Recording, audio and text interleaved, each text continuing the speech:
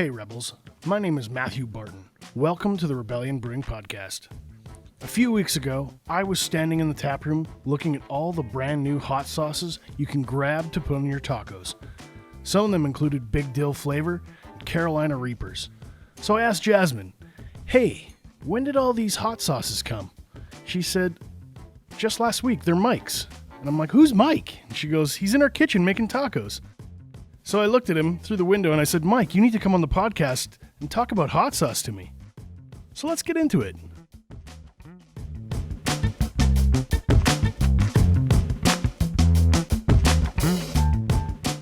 Mike, welcome to the show.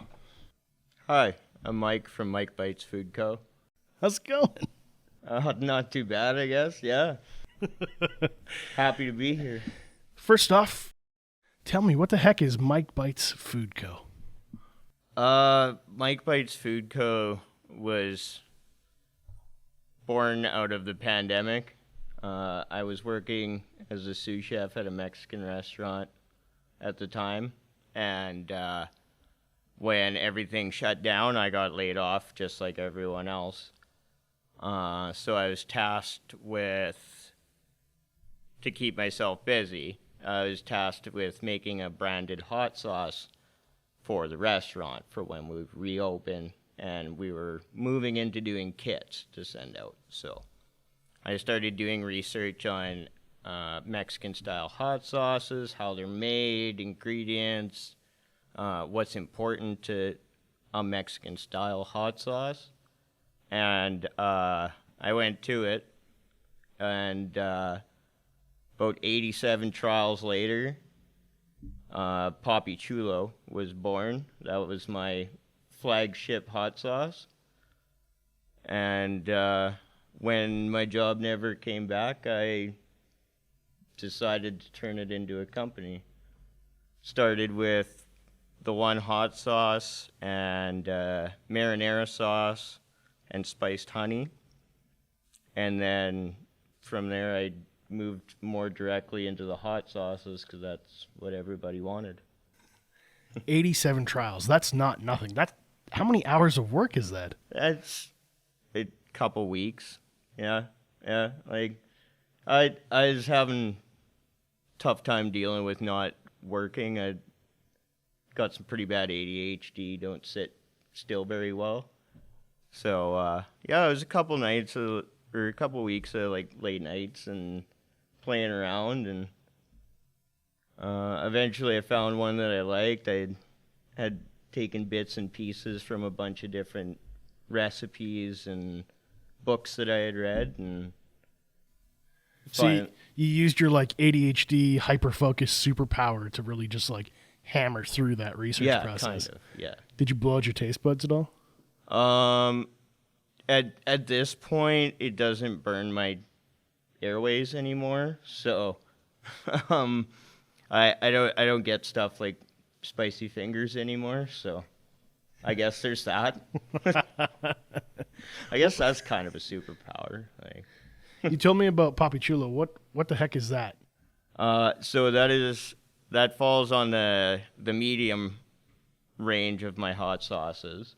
It's a tomato and Mexican chile based sauce. It's a bit thicker, a little oily. I've imported casabel, chiles, arbol, and anchos from Mexico. And in Spanish, roughly, Papi Chulo translates to like Big Daddy or Pimp Daddy. So we like to say like that's, the dad of the hot sauce family, yeah. That's awesome. Is it kind of the crowd pleaser? Is it the main one that people dig? It's kind of like when you're looking for your mid-level spice, nothing that's going to hurt you too bad, but something that's got some flavor and a little kick to it. That's what that one's kind of all about. People tend to veer towards that one, or recently I came out with the Big Dill, and that's been very popular. It's like a dill flavored hot sauce? Kind of, in a sense, yeah. So it's my kind of Saskatchewan spin on a salsa verde. So I've taken tomatillos, jalapenos, and poblano peppers, and taken some of the tomatillo out of the recipe and added a bunch of dill pickles and fresh dill. And people seem to really like it. How did you come up with that? Were you drinking like the dill pickle vodka from Last Mountain saying, hey man, we got this whole dill vibe going on? Or Well, actually, it's a funny story. It was, we had made a post on Instagram saying like, hey, what do you want to see from Mike Bites? And a regular customer of ours had suggested a dill pickle flavored hot sauce. So I guess, I just kind of like started thinking, and I thought, okay, like dill pickle, like you can't mix it with something red. It's going to be brown. It's going to look not appealing. So I went for tomatillos, and it just kind of happened. I don't know. I love how you pulled this all together. You're working for a Mexican restaurant. Everything's kind of, the world's on fire and going crazy, and you just said, you know what? Hot sauce time. Tell me about that Reaper. That looks a little bit extra, especially for me. Oh, the Prairie Reaper. Yeah, so there was a fair amount of people asking for something a little on the hotter side, something with a little more hurt to it. And I had found a source for super hot peppers out of Calgary. It's called the Pepper Guy, YYC. And so I had always kind of wanted to play around with Carolina Reapers. It's not so much my palate, but it's, they're fun to play with. Do you have to wear special gloves? I did for that. Actually, I wore goggles, a medical mask, and gloves for my first trial batches of that sauce. My girlfriend and our cats had to essentially move out of the house for that weekend while I was trying that. Like the cats reacted to the Reaper that quickly? It gets in the air. Really? Yeah. So the spore or the powder from it disperses into the air, and I pretty much poisoned the air in my house. So that's commitment to your craft. That was the end of making hot sauce at home. Yeah. So you have like a Walter White lab somewhere now? I rent commissary space from Campfire Grill. They're a local food truck and production company.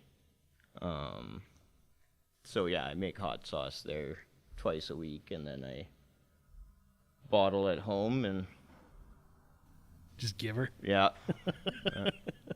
If somebody's going to walk into the tap room and they're going to say order some of the tacos, what would you recommend they have with the tacos that are at the tap room? So I guess the fillings right now for the tacos are pastor, pork, picadillo beef, and chicken tinga. I would probably suggest for the chicken tinga, I would go for either the mango mamacita, which is a mango and habanero hot sauce. It's got a lot of bright Mexican oregano herbal notes to it. I've used it to marinate chicken myself many times. Works really good. Other than that, I would say probably the big dill would also go really good with the chicken. That dill pickle and chicken are just kind of like a savory peanut butter and jelly thing. For the pastor, I would probably recommend the chili Loco. It's kind of my spin on a better Frank's hot sauce. So there's a lot of people asking for Frank's, and I decided to make my own. But we can get into that later. For the picadillo, I would probably recommend the Papi Chulo, or if you're ambitious, I would go for the Prairie Reaper. It is a fruit-based sauce, but it does have some savory notes to it, so it pairs really nicely with beef. One thing that really just tweaked in the back of my mind, you said Prairie Reaper. What makes it the Prairie Reaper? I'm glad you asked, actually. So the Carolina Reapers obviously are not grown in the prairies. I haven't found a good steady source of them locally yet. But the ones I get out of Calgary, I combine with prairie cherries that are grown locally, as well as local sea buckthorn, with clove, cinnamon, and nutmeg, garlic, and onion, and it brings a nice savory cherry flavor to it, like a savory cherry pie that hurts. It sounds like you have a very similar kind of ethos or value connected to what craft beer is doing. That small batch using local ingredients. You know, it's a small guy, one-man shop, two-man shop, just trying to do something different and special, and supporting local farmers and supporting local suppliers. So I think that's really neat to see those two connections. And when people come to the tap room, they can just grab a bottle and pour it on their tacos and give her. And they can look through the kitchen window and be like, hey, this is your hot sauce, man. Thanks, you know? Yeah, and I'd probably going to make the tacos for them, too, so. I love that connection. Oh, if they want to soothe the burn, let's talk about one of the newest beers from Rebellion, Black IPA. Have you tried this one yet? I haven't. Okay, let's give her. Cheers. Let's give her a try. So you're a hot sauce guy. You're a flavor guy. I want to get your opinion on the beer before I give you mine. What do you think? I like it. It's got a maltiness to it almost, but it's earthy too. So I'm gonna have to apologize ahead of time. I talk like a chef, so. Chefs are some of my favorite guests because they have a really good vocabulary. I like that it's hoppy, and it's like you can tell it's an IPA, but it's not gonna get in your face, you know? It's not melting your face off. Mm-hmm. So to speak. I think one of the things that really surprises me about this beer is I've tried a lot of black IPAs over the last few years, and none of them have really tickled me the same way. I'm like, okay, that's a black IPA. And this one really grabs you by the lapels and says, I'm well balanced. I got like a little hint of coffee and earthy. I think when you say earthy, I think coffee, but they're really the same thing we're talking about. And once this warms up, I even get more chocolate. It feels like it gets a little bit sweeter. And that reminds me of like a Mexican mole. Yeah. Which is, if you guys had a mole with the tacos, the hot sauce and this beer, I think that would be like a full ride, like a full symphony of flavor and food. And I'm just, man, this could be a really great Mexican food paired beer. And I'm trying to get people to wrap their heads around it. I agree. I really think if you ordered some pastor tacos and threw a little Papi Chulo on those, washed it down with a little black IPA from Rebellion, I think that's like a perfect meal right there.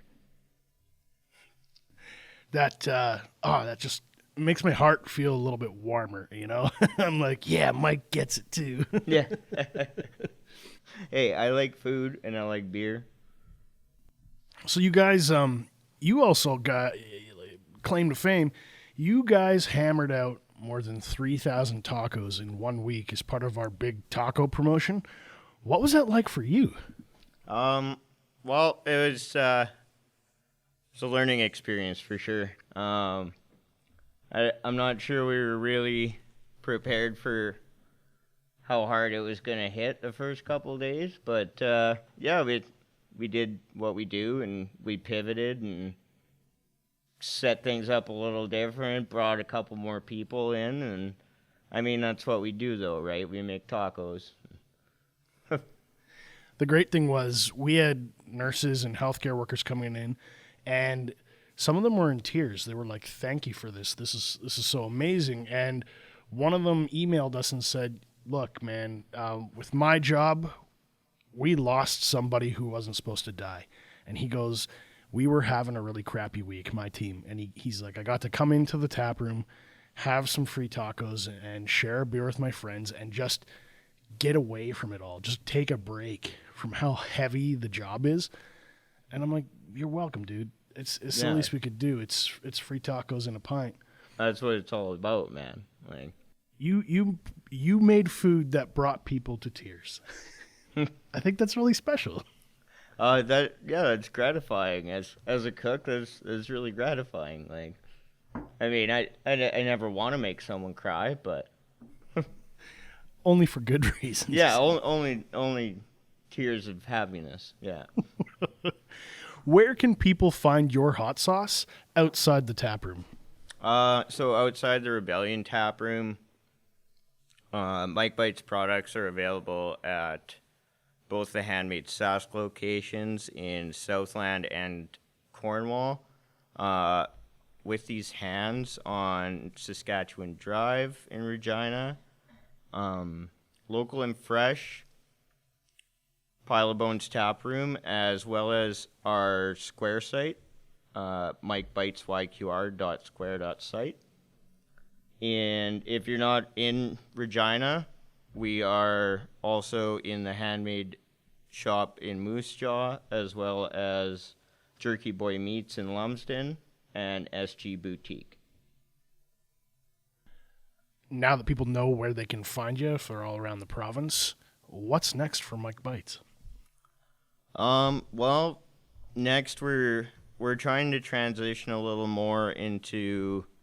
We're not going to stop making hot sauce by any means. Don't worry. We're going to try to transition a little more into the generic condiments. Recently came out with a home-style ketchup. It's just homemade ketchup without all the preservatives and fructose and just real food in it. And I recently released my version of my great aunt Gina's sweet mustard relish. So it's fresh garden vegetables with local Saskatchewan mustard and local honey, as well as apple cider vinegar. That sounds delicious, man. Next on the list, I guess, we're going to top it all off with I'm working on a hopped honey mustard. And then we'll see what next year brings. So, I think it's really exciting and really inspiring that you can take something that started off kind of crappy, COVID-19, and you built this whole business out of it, and you get to have a lot of fun with it. And it seems like you're working with some really cool people, and you got some great ideas coming in the can. That's awesome. Mike, thanks for your time today. Oh, thank you, Matt. This was great. Cheers. Cheers.